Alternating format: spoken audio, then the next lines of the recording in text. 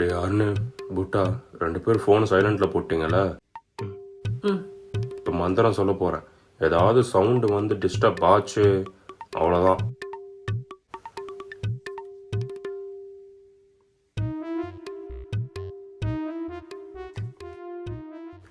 ஓ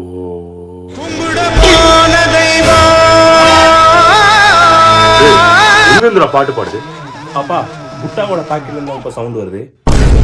புட்டா ஒழுங்கா எடுத்து ஆஃப் பண்ணு. மேட்ருக்கு வாடா. டேய் ஆஃப் பண்றா சீக்கிரம்.